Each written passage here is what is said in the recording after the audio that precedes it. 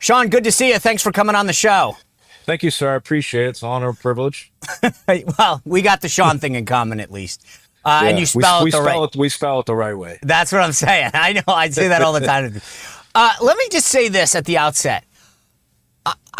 You are probably the most unique union head I've ever met. I look at your podcast, some of the people, like, is this, I don't know. Maybe it's just growing up in New England. I got a view of who a union boss is, and you're out there talking to John Voight. You had Justine Bateman on your podcast. You're walking the street. Is this who you've always been, and we just didn't know Sean O'Brien, or is this an attempt to really bring unions into to our households in a way that maybe we haven't seen before? No, I think it's two things, to be honest with you. It's exactly who I am. I mean, I grew up in Boston. I grew up in a neighborhood, learned a lot of valuable lessons, some not so great lessons. It's who I am. And I try and be as real as possible. The union, as everybody knows, has been in my life for 4 generations. And so two things. Yes, this is exactly who I am. And two, there was such a stereotype of unions, not a good one either, where, we have the opportunity, especially leading, I think, one of the most influential unions in the country, to showcase that we're a lot more sophisticated than we are. Our members are a lot more sophisticated. And I think through the pandemic, we proved how essential we were providing goods and services. So I think it's highlighting exactly what we are, not who we were in the past. But it's interesting because, to your point, like, I've always, to me, growing up in New England, the unions here were strong, tough, and you're obvious. I saw your exchange with Mark Wayne Mullen, so you got that part going. You got the strong, tough part. But it's sort of like you want to lean in, it appears to me from the outside, into sort of current culture and talk about issues and with people. And so again, is that you, or do you think that's I want to show my members stuff? I mean, what's the goal there? No, again, it's definitely who I am. I mean, I think everybody should, especially when we're elected to do a job, we should be firing on all cylinders, highlighting the organization, but also giving people options to choose from and talk about issues that normally were never talked about by union leaders. And I think that's important because culture, I think, everybody, especially in light of podcasts, especially in light of the influence social media has on society, we have to be out there, not just talking about our crafts, but also what's going on in the communities and society. And everybody has a voice, everybody has an opinion. So it's kind of a twofold message, if that makes sense. Yeah. All right. I want to talk about politics, and then I want to also get into the future of unions and where they stand in terms of stuff that, I mean, you've been talking about this. So just to give everyone a sense, I want to get your sense on some politics.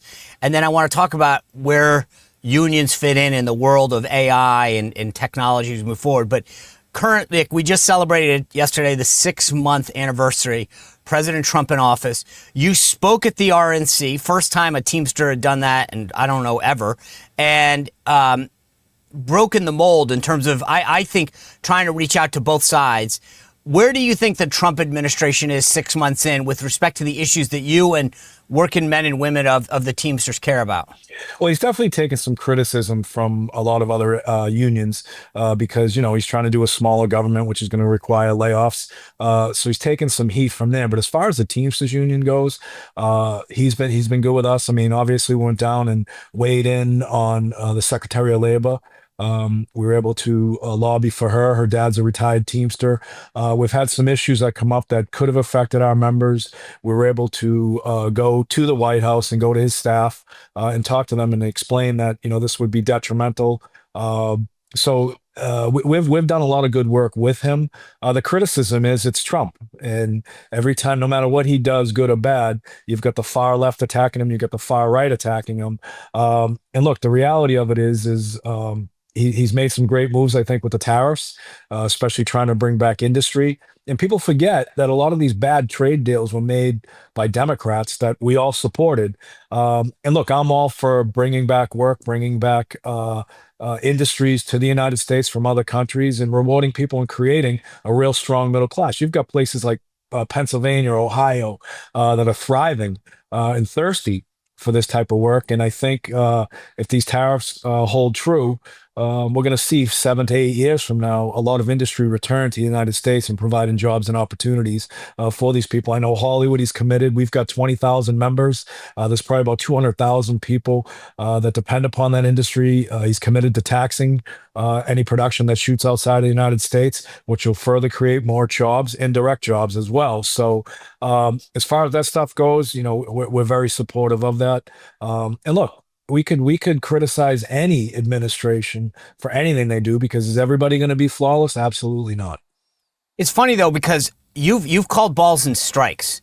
I've heard you be critical of Gavin Newsom, Karen Bass in L.A. First, let me just say, is that in keeping with what your member? Do you think that you're reflecting your members, or is that Sean O'Brien saying, I'm calling balls and strikes personally?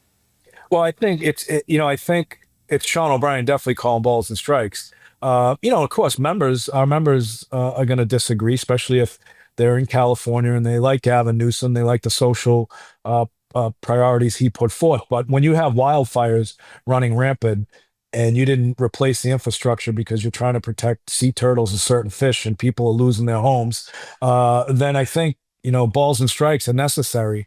And look, when we're in a crisis, and I face many crises every day. I'm not on vacation, or I'm not in another country doing it on a mission. I'm getting home to deal with that crisis and to help my people. So I've been very critical. I've been critical of a lot of people, especially there's a couple Democratic governors, the one from Colorado and Newsom, because they claim to be for working people. They claim to be about creating jobs, but they're the first ones to veto legislation that's going to require human operators in commercial vehicles, which is going to destroy hundreds of thousands of jobs and infrastructure. So I'm being critical because I'm Sean O'Brien, but I'm also being critical because where do we put those 200,000 or 300,000 people that lose their jobs as a result of embracing technology? One of the things that I've tried to tell people when I get asked, like, what makes Donald Trump unique, is, yeah, he's a billionaire, but he's been in the hospitality industry. He's been in the hotel industry, he's been a builder. And so when I walk through a hotel with him, for example, he engages working men and women in a way that no politician I've ever seen before does, because he's been around them his whole life. He knows what it's like to be on a job site. He knows what it's like to engage in the hospitality industry. And I think that makes him uniquely different because, you can grow up in a certain way. Meaning, like, my dad sold boats for a living, so I know what it's like to live the life of, or to see the life of a salesman, to know the economic ups and downs. But when you actually live the life that Trump has lived, and you're at the job site, you're in the restaurant, you're at the hotel, you're engaging with these men and women, that's very different than being the son of. Right. I mean, look, the one thing that I think people cannot deny, whether you like me or not, is he's got a tremendous work ethic. He works 20 hours a day. And to your point, he engages with every single person, whether you're the janitor or the CEO. There's no doubt that he is a true politician, but he's also, to your point, he grew up in New York. New York was primarily blue collar. He had to deal with a lot of unions. And look, he was, people will say, well, he was born on third base. Yeah, he was born on third base, but he has worked very hard. He has embraced working people. You see this election. Now, people can disagree because there's certain layoffs going on and people are always going to be critical. But at the end of the day, he's a regular guy. I mean, you have a conversation with him. It's not just scripted or a robot. He is talking, and I have many conversations with him. And we throw f-bombs back and forth about certain things. And I think he's unique in that perspective as well. When I started in politics, I dealt with the Teamsters. A guy named Chuck Harpel. He was the political director. And oh yeah, I know Chuck real well. And I worked for a guy named Frank Lobiondo. He was in New Jersey, South New Jersey, from a trucking company. So we had a great relationship with the Teamsters. And I always just tell people, when I did this campaign, I'd pick up the phone, I'd call one of the locals, and I'd say, we need 50 guys wearing jackets at the corner of Main and 2nd. They were like, what time? I'd be like, 5 o'clock. They'd be like, we'll be there at 4:59. These guys, I was like, I used to tell my Republican buddies, if you ever get the chance to run a campaign with union support, it's like nothing you've ever seen before. Because normally you're scraping down, going, hey, Johnny, could you help us for like 5 minutes, put up some signs? When you get union support, it's like a whole change. But I always got the sense, and I want you to disabuse me of this, that they dealt with us because they knew that we would win, right? In other words, they'll play with Republicans that could win, but they'd rather have a Democrat. Under Sean O'Brien's leadership at Teamsters, what's your political philosophy? Would you rather have a friend, or would you rather have the party in power? Look, at first, I'd rather have friends that are going to actually have a connection and a true commitment to get things done, number one. Number two, and I've said this publicly many times, I don't care if you're Democrat, Republican, or independent. If you are going to champion issues for working people, whether you're union or not union, it's going to improve everybody's lives. We want to support you. Far too long, we've been making investments because, to your point, where we historically have embraced Democrats. Well, Democrats have been in power the last 16 out of 20 years. And when you really look at what we've gotten as a result of our return on investment, whether it's sweat equity, standing on corners, and or investing with our political PACs, the scorecard doesn't reflect the ultimate goals for us, and the objectives is to get things done on behalf of working people. So, short answer is we're going to support. We want friends. Friends are important because friends, where I grew up in a neighborhood, you had blind loyalty to your friends, whether they're right or wrong, and they had the same back to you. But also, you want to go with the people that are actually going to be your friends, but also work on behalf of your constituency. And our constituency is working men and women throughout the United States. We're heading into a midterm election next year. Do you guys care who controls each chamber? I mean, I think the politicians can really care more than anybody else. I would just like to see people that actually are true to their word and who want to embrace working people's issues. But in the end, Sean, no matter who's in power, and that's the funny thing about what's going on right now, whoever's in power, we've got to deal with it. We've got to find a way to build relationships and get things done. And I tell you, the one valuable lesson I've learned over the last 3 years, because we've been in power for 3 years in the Teamsters Union, is that we can do two things. We can stand on a sideline like most people do and, chant and boo and whatever the case may be, but we want to be engaged in the game. We want to be on that field, and we may not always make the plays we want to, but establishing long-term relationships, whether you're a Democrat, Republican, and not destroying a relationship because you have a disagreement. There's going to be 10 things we may disagree on, but the one thing that we may need, you may embrace, whoever you may be. And that's where we've been focused on, is building these relationships. We don't care who's in there. It's just a matter of... Yeah, but don't you think, look, if Republicans are in charge, they control the agenda. They control the committees. They control what bills move. I mean, look, I got to be honest. Like, I get it. I'm all for friends. I got plenty of friends on the Democratic side, but right. Every day of the week, I want a Republican majority. Yeah, I mean, look, we're not structured that way. You want a Republican majority because that's what you are. You're a Republican, right? Yeah. I'm a Democrat, but I don't lean far left and I don't lean far right. I'm moderate, but I'm a realist at the end of the day. And what we've been doing, developing relationships with Roger Marshall, with Josh Hawley, with a lot of Republican senators, I think that's important because those same constituents, regardless of whether they have an R or a D, are my members that are going to vote for those people. So, it doesn't really matter to me at all. It really doesn't. There was this narrative going around for a while that there was a disconnect, not with the Teamsters, but with labor at large, between the labor leaders in Washington and the rank and file members. Do you think that's accurate? I think it is to a point, because I'll tell you why. And this is where we had some controversy when we didn't endorse.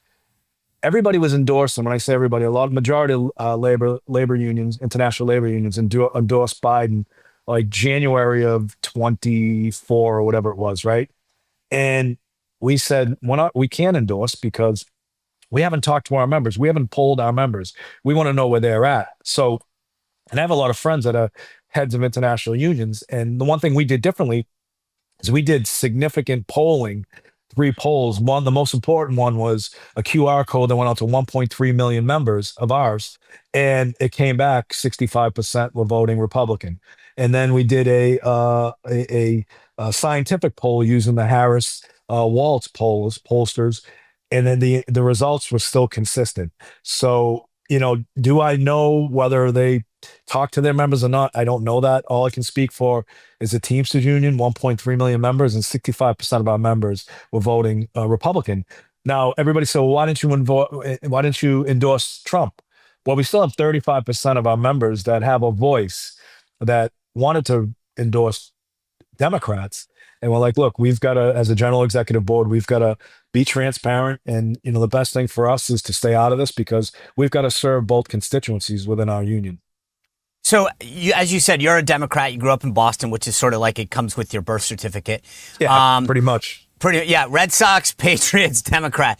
Bad attitude as well. Yeah, a little bit of piss and vinegar. Yeah, I Yep. get that. But here's the thing.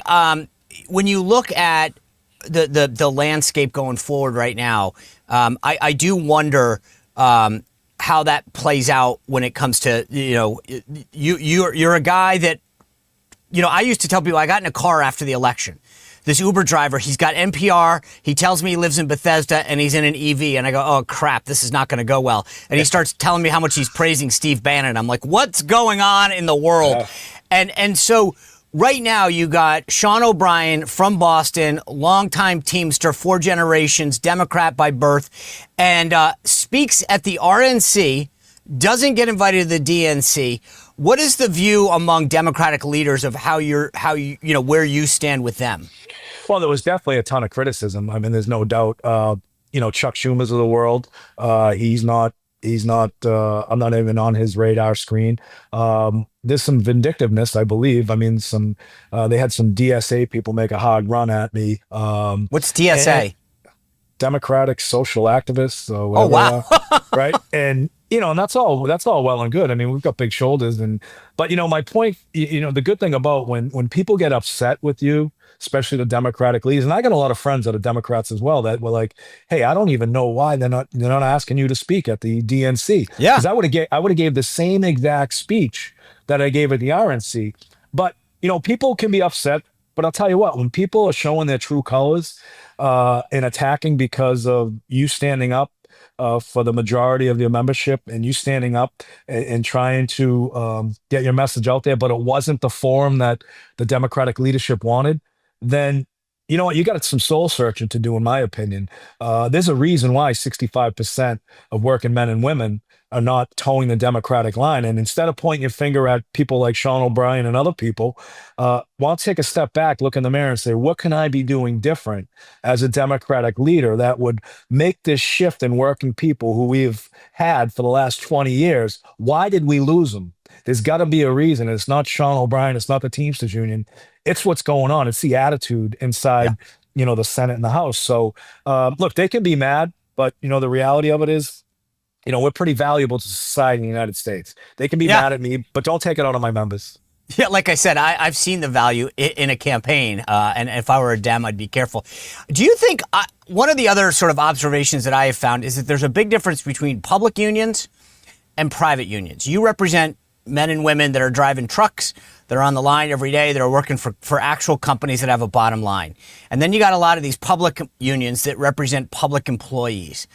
I think, at least the way I view unions, is that there is a different divide between how public unions operate and address concerns and how private unions like yours deal with things. Well, I think there's two things. Just set the record straight. We represent everybody from airline pilots to zookeepers, 1.3 million members. Our second largest constituency in the Teamsters Union is public sector, believe it or not. Really?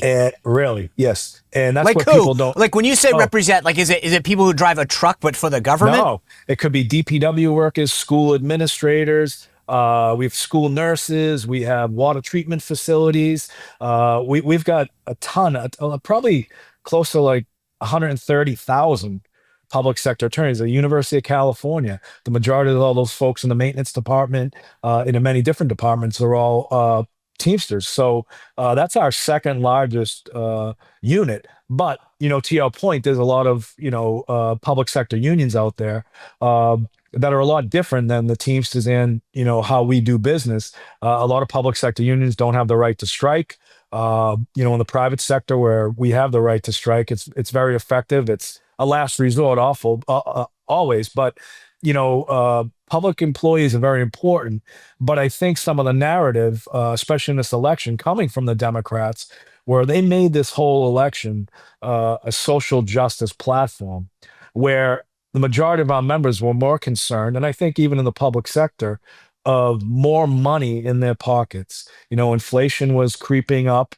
The cost of goods and services were expensive. The price of homes are expensive. And so I think our folks were just looking for, ways to get more money in their paychecks, be able to uh, afford universities and tuitions for their kids. And the social justice issues, they're important. But that's our job, to negotiate the strongest contracts, whether in the private sector or public sector, that will help negate against some of those social issues.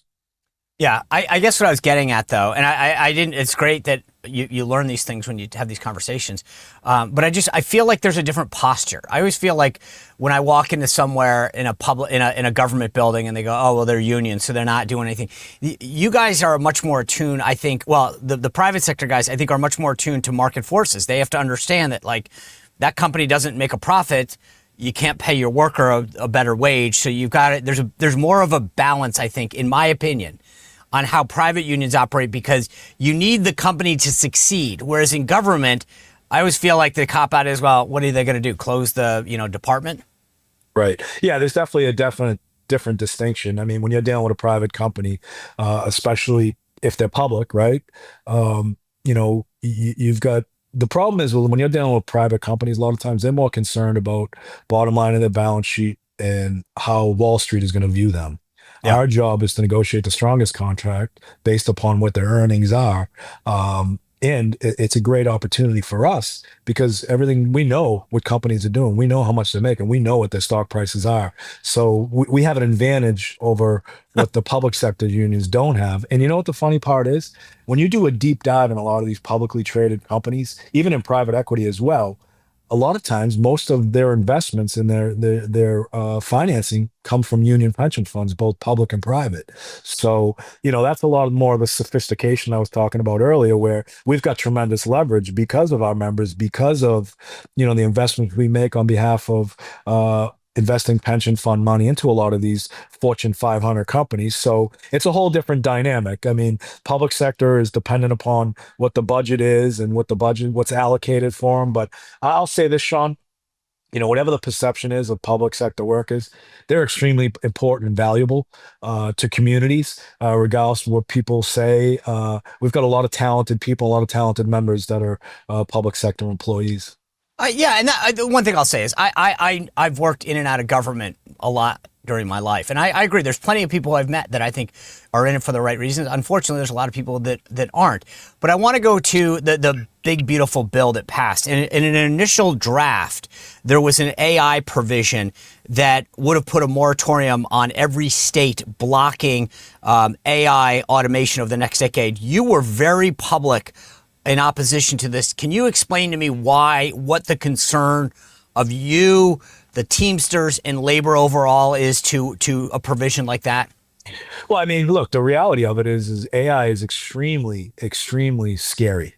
It can replace hundreds of thousands of jobs within the workforce, not just unionized workforce, but every workforce.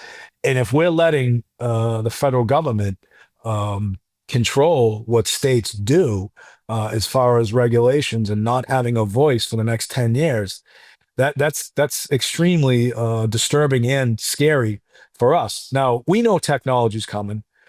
We know that it's a necessity, but we also know there's an ability to create jobs as a result of technology.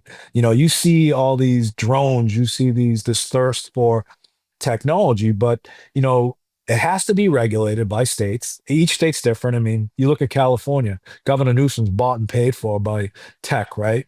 So he would give the store away just to, get himself another podcast or to get a attaboy from technology. But the reality of it is there's a lot of opportunities to create jobs.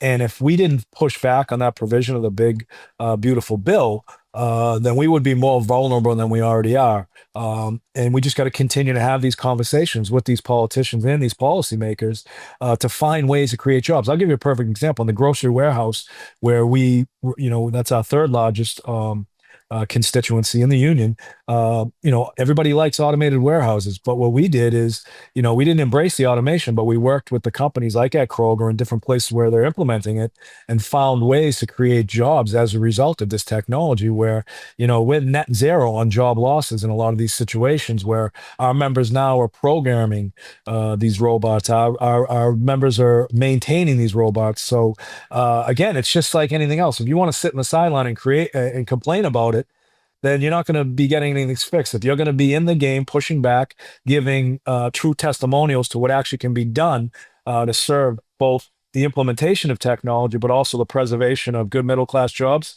we'll do that all day long. That's the way it should be. At the beginning of the year, there was this online debate about H-1B visas. And I'll simplify the debate. But basically, people like Steve Bannon have said to me, the problem with H-1Bs is we're copping out at America and Americans' workforce, meaning we're just importing people instead of investing in U.S. citizens that could eventually do the job, right? So we should be investing in their education. We should be trying to create that worker. And as you look forward to the future, whether it's AI or whatever, there's a debate in the country on immigration and visas and who we should let in or not. And I'm fascinated by this debate because there's a group of people in America, especially among workers in agriculture, not necessarily, and again, I've learned a lot more about the Teamsters just in the last 20 minutes, so who knows, maybe you do represent a lot of these folks. But one of the arguments that a lot of people make, Sean, is Americans don't want these jobs. And I've pushed back on a lot of people, and I was having this conversation over the weekend with a buddy of mine from Pennsylvania. And I said, is that true, or are we just not paying them enough and we're not giving them enough benefits? And my buddy looks at me and he goes, dude, I worked in a factory 25 years ago. My shift manager made $100 and something thousand. He goes, he hated the job every day. He told me this and that. And I said, so you're telling me if you didn't pay him 150, he wouldn't and he said, no. He said people didn't want these jobs in the first place and they were begrudgingly. Tell me what your argument is. Do people really want to go out there and pick strawberries in the field? And is it just a question of cost? Is it in each of these areas? So many people say Americans would do them if the pay and benefits was better. And yet, as I said this weekend, a buddy of mine who came from a union background said, dude, it's not the money. They just don't want to do the job. I don't know if that's true or not. I mean, I think it's like anything else. The more someone gets paid and the more respect that they're paid personally to do a job that's very difficult, I think that we've got plenty of people that would do that job. We represent agricultural workers in California and other states. When people are making a lot of money and there is a pathway to a career with pensions and healthcare, I think people will do that job. I mean, you look at the rubbish industry. It's the second most dangerous job in the world. And our members make great money, 130, 140,000 with full benefits. Now, you could argue and say, people don't want to do that job, but they're doing it because it pays so well and they're represented by the unions. So I think there's a lot of, misconception about that. But, there's no doubt that we did have a huge immigration problem in this country, especially with illegal people coming over to commit violent crimes and sell drugs and basically just terrorize the United States. Those people should not be allowed here. I mean, I think on a white collar level, think about just the area where we're from, right, Sean? You're from Rhode Island. I'm from Boston. We have the most talented colleges and universities that produce the most talent in this country.